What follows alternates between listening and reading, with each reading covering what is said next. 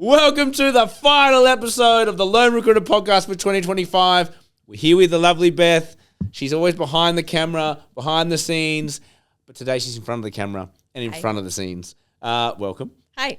So we do this every year, or we have done for the last 3 years, where we've asked over the last couple of weeks, if anyone wants to ask me any questions, wants to get any of those burning, niggling questions answered, we're here today to do that. We have a hat full of them, and I think in the theme of Christmas spirit, we're going to do the 12 questions of Christmas. There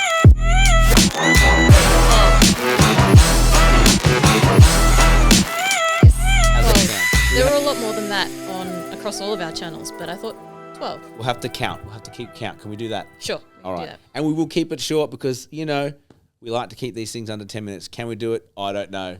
Christmas special's never under 10 minutes, but let's see how we go. Anyway, let's get stuck into it. Whilst Beth gets that first question out, what a wonderful year, guys. I've had a wonderful time. We've hit a lot of milestones this year, so I just want to say thank you so much for listening. Beth, question number 1. Oh, this is a good one to start with. Stephen from LinkedIn, what are you taking into 2025 and what are you leaving behind? We had a good year across the board. I think, and it's about what did I implement that I liked and changed. Okay, if you watch this podcast, you would have. There was one with your sister-in-law, Crystal. Yeah, Crystal. And we were talking about just before. She really opened my eyes to something, which was I wasn't very good at taking compliments, right?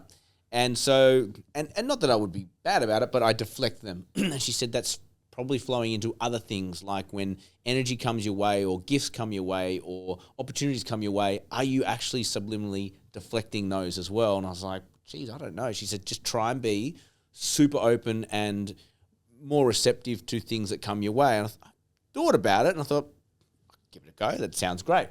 And I did. This year, I can point to so many times this year where I've just said, just take it. Don't fight it. Don't think about it. Don't overthink about it. Not that I overthink often, but it was very much just if there's an opportunity and it fits in, with what we're doing, just do it. Don't overthink it. Just go. I definitely made multiple placements because of it. We've definitely, I think the podcast has taken an uplift because of it, because the opportunities have come our way. Maybe I would have overthought them and whatever, but you just don't know what leads to the next thing. And so I'll take that to 2026. I will take being open to what comes your way, being receptive to the things that are being gifted to me or offered to me or presented to me. Yeah, I like that. I think opportunity is a bit of a fickle beast at times. You don't know when it's going to come. So if it's there, grab it. Yeah. What am I leaving? I guess that's something I'm taking. I'll go with the leaving, but vagueness in expectations of the people around me, right? So I think one of the positives, well, I viewed it as a positive about my leadership style and just, I guess why you guys like working with me is my expectations are really your expectations. Like, what do you want? What's going to drive you? What are you hoping to get out of this? This is all about you, whatever. Sometimes people do need a firmer hand to say, you need to do this. Like the expectation is here. And so we were pushing, as we do, everyone's sort of level of output in a way that's sustainable and in a way that doesn't really make it feel like pressure, but by being really clear on targets, outcomes, what we need, by what that bar is set at, I think is actually being kind. And so it's nothing, I've learned that vague targets and expectations, rather like coming at it from an energy up perspective, like whatever you want, maybe doesn't help people. People need to know where that bar is. So by being clear on that, I will leave my vagueness behind. No, I think that's a good one. I remember seeing a video, I think it was Alex Hormozy, who said performance in a company runs at the expectation of your lowest performer. So what is motivating your top performers if you are allowing someone to perform at a level that's well below expectation? So I think, as you said, I think clarity is kindness. If people know what is expected of them, clarity is kindness. Then they know exactly where they need to be, where they need to perform. Okay. Love it. Second question. Let's go. Second day of Christmas. Second day of Christmas. My Amy R on TikTok said to me, What's the one painful lesson you wish every recruiter could learn without having to go through it themselves? The thing that comes to mind is the most painful thing you can experience as a recruiter is when a deal does not go your way, right? Particularly when you get to that offer stage and it's rejected and it's not accepted. We all hate that feeling, right? How you behave in those moments, right? When I was early and I had maybe a more aggressive manager, you would send these big emails that just landed so horrifically. Like, you know, they seemed desperate. Rage type or whatever. And, you know, I think the lesson learned for me, and it's not something I learned this year, but the lesson is be gracious in those moments. Like, that individual has possibly chosen something that is, you know, a better fit for them. And not like, you need to be okay with that. Play the long game. Because the amount of candidates that then refer, if you treat that person who doesn't take your job well, you still give them that same advice around, you know, resignation, still give them that same advice around, look at your contract. The same candidate care you would give them if they had taken your job would cost you a couple of minutes. You give that to them and it's not something you're going to benefit from, they know. Yeah. And I think that the opposite of that is the pain, right? Is the painful lesson is that you can treat them like they're garbage, whatever. You can think you're being clever by trying to convince them. But if you don't do that in the right way, you just look like an absolute twat. Yeah. Well, you had one, I remember you talking about it probably 3 or 4 months ago, where a couple of years back you worked with this guy and it was like a 40K plus placement. I think he was a senior principal, something or other. Right at the death of the placement, he didn't take it. He went somewhere else. And then he came back to you a few months ago because he remembered how well you handled that moment and he gave you a bunch of work at the role he's in now. Oh, yes. That you missed out on. Yes. Because he remembered that you treated him so well. He said you handled the candidate myself well, and that's how I want my business reflected. It's a nice Christmas lesson. Karma. Yeah. Good karma comes back around, right? Treat people well. Play the long game. Play the long game. Play the long game. Third day of Christmas. That was a good question. Third day of Christmas. My brain hurts already. Ooh. From at Garth, there's a lot of R's in that Garth. How are you personally using AI in your business? Simply. I've done episodes on this, right? I think it's a huge advantage for everyone in the modern age in any business, but it can be overused as well, or over heralded. Is that a word? Like it's on a pedestal at the moment to be this revolutionary thing, and it is. Don't get me wrong. I think the speed at which it's going to develop is going to be unfathomable. The horse is bolted, and it's going to be insane. But I think the stance, I know the stance that we've taken, we did test it a lot. Yeah. Realised that it's actually a whole nother bloody job to work out what works and what doesn't. And so I've taken this, that view of sit back, let's do what, Toyota does with their cars. Toyota are not known for innovation. Did a whole podcast on this.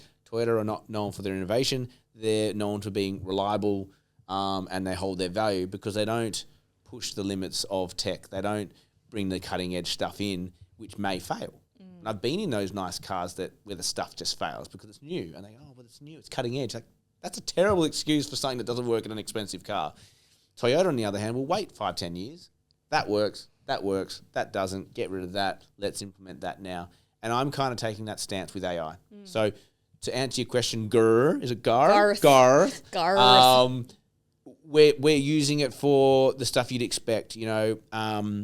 It's definitely in our workflow. When a brief comes through, we are using that for our advertising now, and that's actually we're able to turn around some really good ads. And for LinkedIn scripts, any written copy, we're using stuff for. After a lot of AI training. Yeah, training. A lot of training, but that investment has paid off. That's kind of the main place for it at the moment. There's AI agents that are probably the next frontier I want to tap. Yep. But I'm nervous and excited at the same time about that. Absolutely. That's something I want to get into, but that's a future Beth issue. Yep. On the 4th day of Christmas, Natalie from the GC, that almost rhymes, is Die Hard a Christmas film? If you had asked me this question last Christmas, I would have said, hell no, it's not a Christmas film. It's a Christmas film. It's not a Christmas film. However, I was watching Home Alone with my kids, as we do, as a tradition, and I've watched Home Alone about 50 times, and it's now being passed on to our children. And I realized I was asking the family, why does this work? Why is this film so good? I mean, it's a great film or whatever. And then we were saying, do you know why it's a great Christmas film? Because obviously the house is painted red and green, and there's a Christmas trees, and it's about getting back for Christmas, and he talks about Christmas a lot.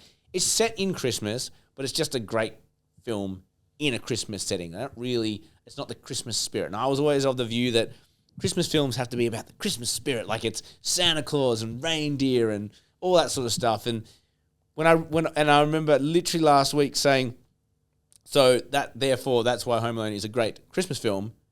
I just looked at my wife and went, oh my God, on that basis, Die Hard is a Christmas film. It's a Christmas film. film. It's a great action film set in a Christmas setting. About getting back to someone you love. At the heart of it. At a Christmas party. With a lot of killing. But hey. Blood is red. Blood is red. Oh. It's Christmas film. Christmas film. Christmas film. That's it. You heard it. But I'm a newly convert to that. That's new. Okay. 5th day of Christmas. Dan on LinkedIn. If you were starting again from scratch, running lean with minimal overheads, what would you include, and what would your day-to-day look like with task allocation? Oh. It's a big question. Look, market specific, right? I think you need to understand where your audience is, aka clients and candidates, right? Most markets, you're going to say LinkedIn. Yeah. But when we started this business, we had a market where no one was on LinkedIn, and culturally are still not on LinkedIn. They're just not there. They're not at their desk. So if you're in a blue collar environment, for example, I doubt that a lot of those people are on LinkedIn, right? My husband does not have a LinkedIn. Your husband doesn't, and he's in the trades. He's the husband of a recruiting. Yeah. So point in tact. So I don't think there's a catch-all. I would just be thinking, where is my audience? So if you know what market you want to recruit in, I'd be saying, where is that audience? And I'd be investing in tools that are in and around that. Let's just say they're on LinkedIn. LinkedIn's probably going to be up there as a required tool. I wouldn't have a CRM, wouldn't need one. If it was just me and I was lean, I was building. If we had multiple staff, then I think a CRM is important to have a central hub. If it's just you can always import whatever you're doing into a CRM later. Yeah, and look, if it was just me, I hate myself for saying this, but the Microsoft Suite through the SharePoint, all those apps we've been using for like the planner and the bookings have actually been great, and they come free with your 365 subscription. So I'd actually be building a lot of my ecosystem in and around that sort of hub, where it's kind of included with your like emails and website stuff. I would keep it lean though. Don't overcomplicate it. At the end of the day, recruitment's a really simple game. A client has a need and a candidate has a want, and we match them. Yep. Right? So getting all these sophisticated systems or whatever, that's just can get overkill very quickly, and we lose sight of what we're actually trying to do here. It's just find one client, find one candidate, service them the best of your ability. Yeah. And if you're on your own, you've got to be very wary of how many overheads, because they do stack up. You can have apps and then you're paying monthly on this and yearly on that. To your point, what was the question? What would I do to say, you know what, those recurring costs add up. They do. Anything you can get, like I'd just be keeping an eye on those $30 a month subscriptions, those $50 here and there. They add up so quickly if you own a business, you know what I mean? Or even if you just look at your own apps at home with your streaming service or whatever, before you know it, you're spending a couple $100 a month on, oh my God, I didn't realize I was spending so much money. So, that's it. Yep. So the second part of that question was, what would your day-to-day look like with task allocation? Again, market specific. So when is the best time to contact your candidate? So when's the best time to be on the phone for your market? Aaron's sitting over there. He used to be in an accounting market and no one could pick up the phone during work hours. So he'd actually have to structure his day early mornings, late at night to do his phone work then. We've since moved out of that market. But if that was my market, then I'd have to structure it around that. So I would start with core phone times. When do I want to be on the phone? I'd start there. And are you segmenting that between like sourcing, BD, advertising, whatever it is you're deciding to do? Look, if you followed my stuff, I segment I would have about 20 different criteria. If I were to build out my calendar, again, I would start with family needs, because that's why we do it. So what's their schedule require me to be at for sports and school and all those sort of activities? When do I have, lunch with the wife? Again, like too many people will, go far down to the business world and forget the people who they're trying to service, Exactly. I start with that, their calendars. Then I put my own health and well-being into my calendar. And then I start building out the work requirements. And it might seem backwards. People do look at me strangely sometimes and go, my God, like you prioritize that stuff way beyond your work and your clients. I'm like, yes, because if I can turn up as my very best, I will service everyone so much better. And I do. What's that age-old adage, isn't it? Like you can't pour from an empty cup. Nope. Fill your own cup first, and you're in a better position to fill everyone else's. 100%. So I would, if I was starting again, I'd probably follow the same sort of thing: kids, wife, health, and exercise, and then work. Yep. And then within that, I'd be saying, when am I best to be on the phone? When am I best to do admin tasks like LinkedIn searches or whatever? Alyssa from TikTok, you talk about habits a lot. What are the top habits you do either at home or your desk that have had the biggest impact on your results? You know what? The first one that comes to mind is like knowing what task will trigger the next cascade of tasks. So a great example of that is we all take job briefs, right? Mm-hmm. But I would say that 80% of people would take a job brief. They'll spend 45 minutes in person or on the phone or on a video call, and then finish that call, go grab a coffee, go to the bathroom, get some lunch, call a client back, call a candidate back, da-da-da-da-da-da-da. Then at some point they come back and try to write that brief up and whatever. What a great habit I've gotten into, and I've been pushing this out, and everyone who follows me says that is a fucking great habit, is if I have a call scheduled for half an hour for a brief, before it's in 2 days' time, I'll actually block out the next 3 hours after that. I'm not allowed to do anything else after that other than work on that brief. So that I can have the brief, I can get once it's fresh in my mind, I can go straight into rolling into the advertising copy, LinkedIn copy, the project itself, get it set up, get the stuff to the VAs. I'll go through the database, go through LinkedIn. Within 4 hours, I've got a brief in and all my materials out. I just sit back and wait. And because all my calendar stuff is automated, I just wait for people to book times into my calendar. So within getting brief, 4 hours later, I'm done on it. I'm on to the next brief. And I don't have to think about it again until the candidates come in. Yep. Whereas too many people get a brief and will wait up to 2 weeks to kind of action it because it gets harder and harder as time goes on, right? Yeah. I think it's that too many tabs open in your brain thing. Yeah. Like open a tab, just get it done. Do that task, close the tab, move on to the next tab. Your brain can only think about one thing at a time, irrespective of whether you think you can multitask or not. It's proven that you can't. It is proven that you can't. Finish your processes. It's a good habit. So time blocking. Just time blocking on task. Yep. Probably the best. First one that comes to mind, probably the most powerful. Yep. I do the same thing now. I never used to, but you got into my head too. Yes, I did.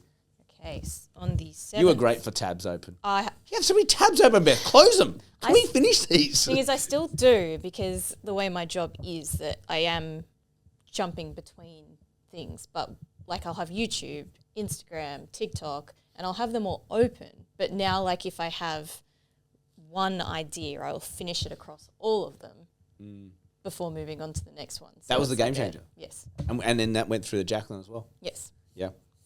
Makes a difference. All right. Kirsch_21 on TikTok.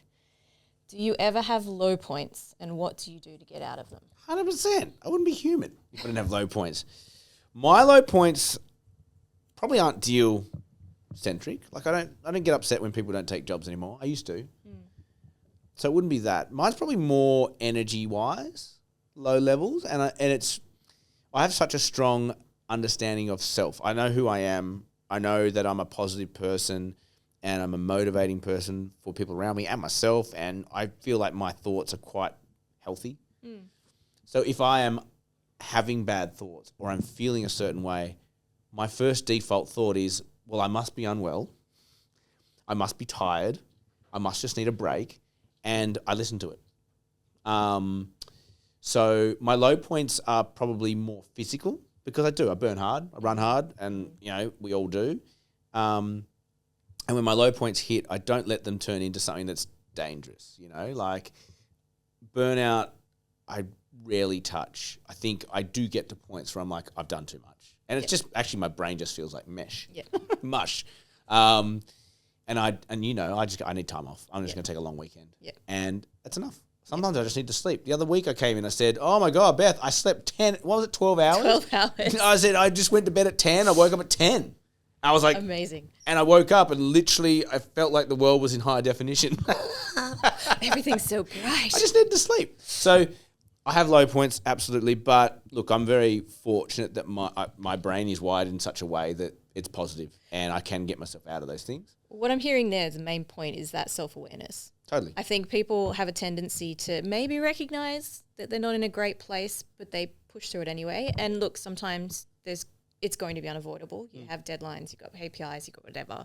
But that self-awareness piece of going, hang on, I need to take, even if it's 10 minutes, I need to take the morning off or something, just before you catch it, long before you hit the burnout. Yep. Yeah.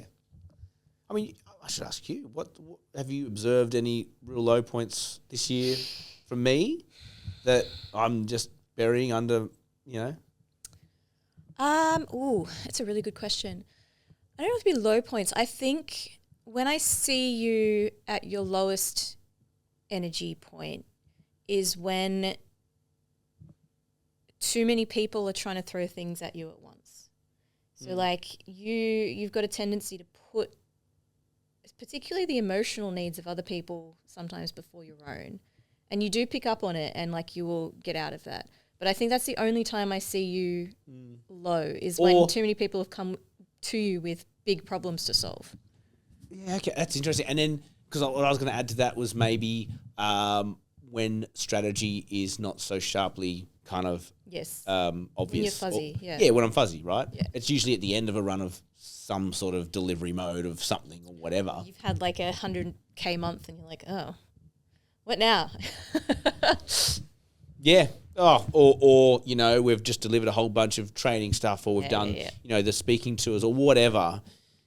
Inevitably, you need to reset your goals, right? Yes. I know I probably get a bit down there. So there you go. Yeah, there you go. But I think that's again, it's an energy awareness thing, isn't it? And just not just shortening that time frame as best you can. Yeah. And I think usually like some of the low points, you reach out. Reach out to people because there's absolutely nothing in this world you have to do on your own. No. I'm pretty good at saying, no, I'm fuzzy. I need something. I'm not feeling it. Just everyone leave me alone for a while. Yep. No, I like that.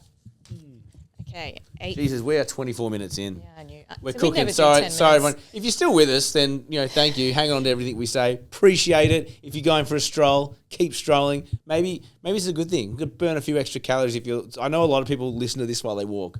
I've been told. I'm like, that's great. I love that. We're weaved into your daily activities. That's what we like to hear. All right. Well, Steezy E on YouTube asks. Steezy E. Steezy E. Steezy E. I like that. What do you think about cold calls versus in-mails? Is there a balance or one you prefer? I actually don't rate a cold call for trying to solicit business. It's not something I do a lot of. I would cold call from a canvassing perspective, and it's hilarious watching new age recruiters saying how dead canvassing is. I could not disagree more. We've built desks as recent as this year off the cold call canvas that are, 200K quarter desks. Like, you're mad to think that canvassing doesn't work. That's a cold call, but I'm coming with a solution for a problem I'm just not aware of. So we're just trying to find who has a need, right? But look, if I'm trying to headhunt or, and so is that a cold call or is that in-mailing? Look, I think there's room for both. I actually think the polite thing to do is in-mail because it gives them a chance to see it or reject it.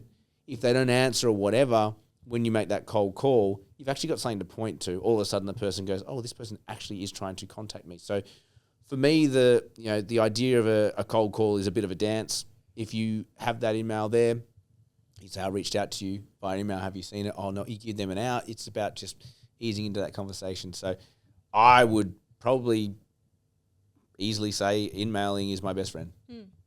And I would do that before a cold call. That said, your secret weapon in this day and age is the cold call because no one's doing it. Well, it's also your kind of sphere of influence, isn't it? Because a lot of stuff that's being sent out on LinkedIn now is often AI generated. Oh, it's garbage. And you go on socials and you see some scripts that not just recruiters but salespeople, whatever, are sending out, and you're just like, we're in information overload. So I think you just got to balance the two, right? yeah. What do you think about the generational divide when it comes to in-mailing versus cold calling? Now that's interesting, and we probably don't have that much time to go into it. But you mean the fact that the younger generation don't even like phones? Yeah, well, I cut my teeth as a recruiter. I'm not recruiting now, but even I had issues with being on the phone originally. I didn't like it, and I don't like it when people call me out of the blue now. Well, I think that goes back to what I'm saying. If you can email first and there's a reason to be on that call, they're going to be more. The guard will be down a little bit better because they know what it's about. People just don't want to be unprepared. My wife doesn't answer the phone. Don't want to be caught off guard. She gets a phone. She goes, "Nah, I'm not answering that." Who is it? I don't know. If they're important, they'll leave a message. If they're important, they'll call me back. Well, okay, fair enough. Yeah, look, it's everyone communicates differently. You know, my good friend Aaron over here, he'll pick up the phone every day of the week. Actually, I've heard him doing voice to text a lot recently. Yeah, look, it's just working out what people want. Yep. And yeah, I guess as you pick that one up, just making sure that you're not assuming that they'll just happily converse in the way you want to converse. Okay. Right, what are we up to? We are up to the 9th day of Christmas. 9th day of Christmas. Okay, let's go. Come on. JYMK23 said to me, what's the part of your own process you struggle with the most, and how do you approach it? Do you know what? Like the VA processes, because I don't use them for anything that's outward bound. And so filling their days up with that background work is the challenge, because really it's about me making sure I've got enough roles coming in for them to be working on. It's probably one that comes to mind. It's top of mind as well. What will be another part of the process? When you get busy, not just at your desk, but also doing this podcast and all the speaking and the training and keynoting what we do, doing deals, like time kills deals, right? You get an offer in, like just before, I had an offer come in. I'm like, I can't do this podcast. Let me just get this deal done. And I did it.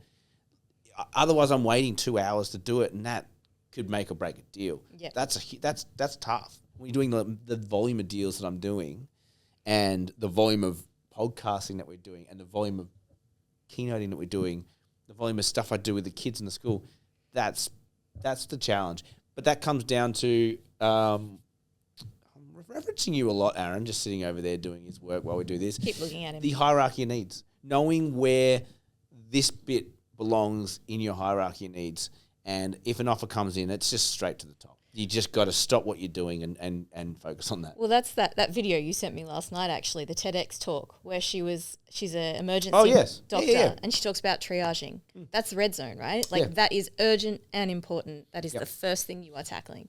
That was a great video. That was a great video. I'm going to do a whole episode on it, don't worry. I said to Ben, I was like, this is fantastic. It was a really, really good episode. It was just so clear on how to organise your tasks. 10th day of Christmas, Aaron said to me, how do you approach your Christmas break in terms of rest, recovery, and then planning for the new year? Completely switch off. Yeah. It's funny. I don't go away at Christmas, ever. Hate it. I always joke you don't know how to cross the bridge in Sydney, or any bridge for that matter. I go away during the year, but summer in Sydney is glorious, and we live on the beaches. True. And so for me, I just really love leaning into summer. We've got the pool, we've got the beach, our friends. I'm not one to go away. Every year, come camping with us here. This year, come up to Byron with the family. Nah. We're staying at home. Rest is vital. You know this. Rest for me is huge. Completely switch off. I want my brain to just go elsewhere, do certain things. I've actually said to the kids, let's pick something. We always try and pick something to, like a new challenge. What are we going to learn? And my youngest wants to learn how to surf. Nice. I said, I'll do that with you. I've actually said I want to learn how to shred on the guitar. You can already play. You got a head start. I can play, but I've never been like a shredder. I would consider myself a rhythm guitarist. Yeah. Not a John Mayer. So I was like, I'm going to give it a whack. But I might get over that very quickly. But the holidays for me is about completely switching gears, enjoying it, having fun. It's going to be light. Spend your hard-earned money. Yep. Be silly. Yep. That's it. And then in terms of planning, my planning starts now, and I go macro what I want to tackle. In that first week I come back, I always actually come back a little bit early compared to corporate Australia because otherwise the phone's ringing too hard when you get back later. And I'll do a lot of that planning that first week back. Yep. Love it. Okay. 11th day of Christmas. Ooh, okay. Kyle, in the recruiters you have coached, are there any obvious behaviours that separate top billers from inconsistent billers? Discipline. Like you say it there, inconsistent. Discipline is everything. So how does that show up in habits?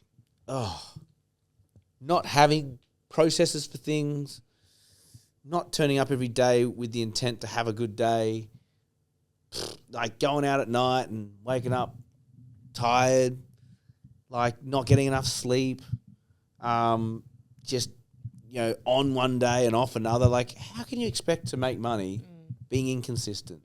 Or being and that does. It comes back to discipline, right? We all know that getting 8 hours sleep, drinking a couple of litres of water a day, and moving your body, whether that's a walk, a hardcore exercise, or something in between, that sets you up for a good day. And just like people neglect it. Oh, exercise on the weekend. How? Discipline for me is huge. That's the number one bit. I agree. I'm sitting here at the moment, and if I sit forward too much, I've got sore abs from going to the gym yesterday. But that's its own reward in itself, right? Like, I know that I worked hard. Feel the pain. Feel the pain. But would you carry that discipline over into, like, every week I do this much in terms of client development or business development? Or hey, look, your desk is a living, breathing thing. Sometimes you've got too much of one side and not enough of the other. And that's the markets will always go, job short, candidate short, job short, candidate. It's ebbing and flowing. And just you need to be aware of where you're at on that spectrum because you will handle your desk differently depending on that. If you're job short, then you want to be doing a lot of making sure that you've got pipeline roles coming through. You're securing them tightly so that when you go to market, it's not going to be hard to find candidates because typically that means there's going to be more candidates around. And then vice versa. When there's a ton of roles out there, I don't need to be BD.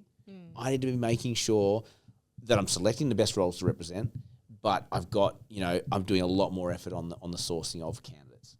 And again, that's just awareness, isn't it? Yeah. Some people just meandering. That's why you see all these training things that pop up and it's about, it's all about business development. It's like, okay, obviously that's the flavour of the month at the moment, but it's probably by the time they're asking for that training, they've obviously had about 6 months of not having jobs in. Yeah. So you just got to be aware of this stuff quickly. Yeah. And most top billers are specialist recruiters and not specialists like I do healthcare. It's like I do pediatric nurses for New South Wales. That sort of specialist. Yeah. Deep diving specialist. Deep diving. I do engineering. Do you? What? For trains, or rail, or for roads? Oh, yeah, all of that. Engineering, okay, so they building the trains or the vehicles or the actual pavement and the rails? Yeah, all of that, that's not specialist. Yeah. Engineering is not specialist. Senior civil road engineer in Sydney working for a consultancy, that's specialist. Yep. They make more money. Yep. Nice. Yep. All right. Well, 12th day of questions is actually my question. Oh, no. That's how we're going to end it up. I think it's a good way to end it. Okay. I'm scared. You should be. No. What are your predictions for recruitment in 2026? Ooh, what are my predictions? Well, I think we're seeing the market turn. I saw the other day, I'm starting to see now the trainers. If the last 18 months was all about BD, said that just before. Yep. It was all about business development. We're actually starting to see that the requests for training and the stuff coming through is now more around candidate management, client nurturing. Did you say meow more around? Meow more around. I did. Which tells me that jobs aren't the problem again. Yes. Which is a good sign. That's a market turning.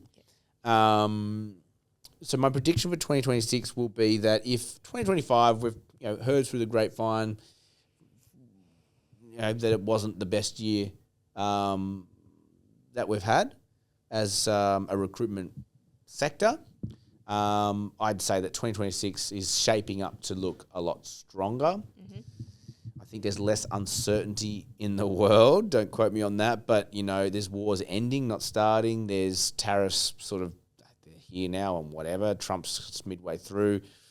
There's no elections in the major places. Typically that's mid-cycle, usually pretty smooth sailing, pretty predictable. People can spend with confidence. I think rates, I don't think they're going up. Based on, that was the only road hiccup this month was, oh God, inflation's gone up. Yeah. But inflation, they're still very happy with the settings. I think it's just going to be steering the course. So 2026, I would say from a recruitment perspective is going to be a more prosperous year. Mm-hmm. Look, that all said, I mean, we've been in business, 12 years now. We're on for another record revenue year here. That's 12 years straight of record revenue on the last year. So, I think I wouldn't say it's been a tough year for everyone. Probably some sector-driven pain, in particular IT. Yeah. I think a lot of that's behind us. So, yeah, my predictions are I think it will be a better year all round. Side note, did you know that the Australian recruitment or staffing sector is now at $45 billion? Wow. It's one of the largest revenue sectors in the country. It's a top 10. I did not know that. Massive. That is huge. I learned that last night. Wow, okay. And has that had a massive increase from previous years?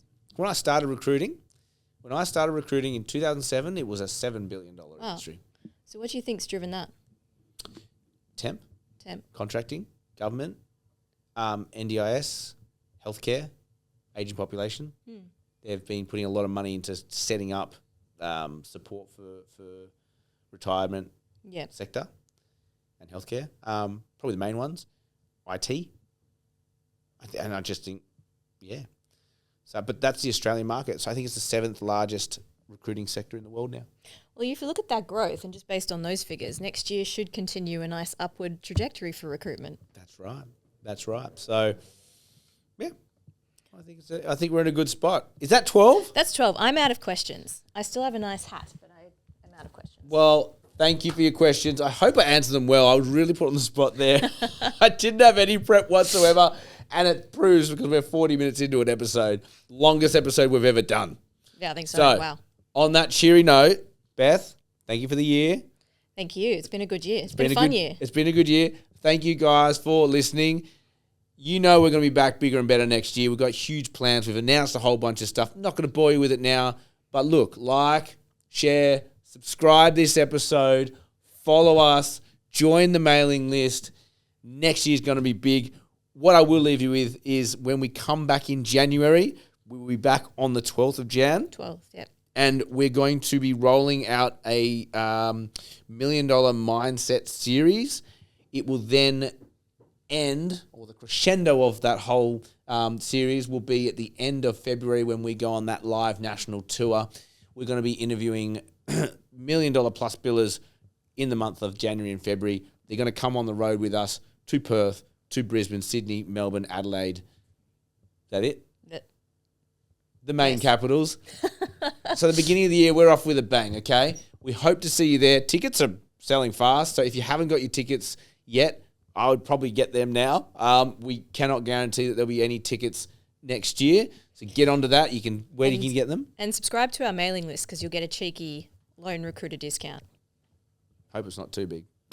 It's pretty significant, to be perfectly honest. So that's in charge, right? Yeah. Why don't you go now and see how much that what is the discount? Do we say it on this? No, let's not say it. You'll see it. Okay. I hear it's significant. So it's significant. Go in there. Let's go and subscribe. Get the discount code. Hey, you might get a good chunk off your tickets for you and some mates. So we hope to see you there. Looking forward. Thank you again for 2025. As always, have an amazing day. And may all your Christmas miracles come true.